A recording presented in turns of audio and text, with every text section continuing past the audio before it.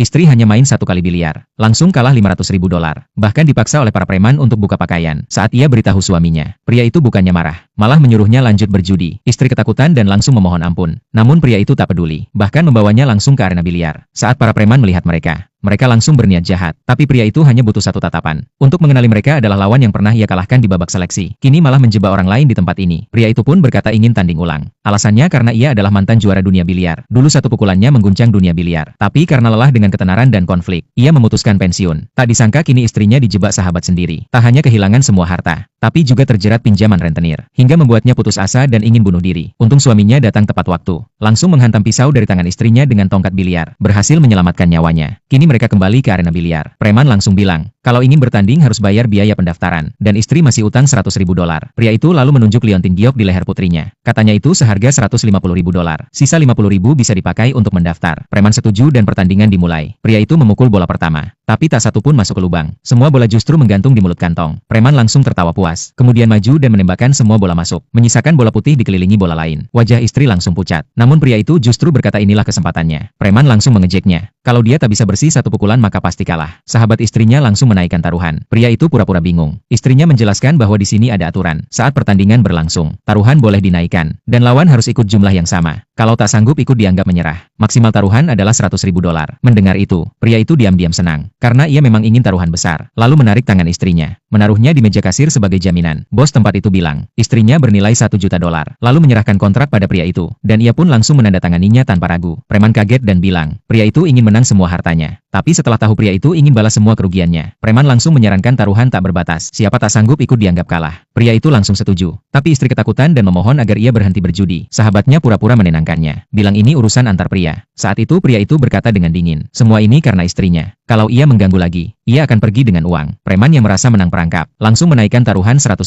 dolar. Namun pria itu justru menaikkan taruhan 900.000 dolar. Preman ingin memastikan pria itu benar-benar kalah. Lalu menambah 1.000 dolar lagi. Sambil berkata pria itu pasti sudah tak punya uang. Dan menyuruh orangnya membersihkan arena. Tapi pria itu langsung tertawa dingin. Dan mengeluarkan sertifikat rumah warisan leluhurnya. Setelah dinilai, rumah itu bernilai 5 juta dolar. Saat hendak menandatangani kontrak, istri mencoba menghentikannya. Tapi pria itu tak menggubris. Langsung menandatangani perjanjian. Dengan uang itu, ia langsung menaikkan taruhan jadi 1 juta dolar. Preman melihat itu langsung menuduh pria itu nekat. Namun pria itu membalas dengan tenang. Preman yakin pria itu tak mungkin bisa satu pukulan bersih. Lalu menyuruh anak buahnya ikut bertaruh. Tak disangka, pria itu malah menaikkan taruhan jadi 4 juta dolar. Preman marah besar. Lalu bertanya apakah dia sudah gila. Pria itu malah tanya balik, apakah mereka masih punya uang untuk ikut taruhan. Preman hanya bisa menjaminkan jam tangannya. Namun nilainya jauh di bawah. Akhirnya mereka bertiga harus gabungkan seluruh harta. Baru bisa menyamai taruhan pria itu. Semua langsung terkejut.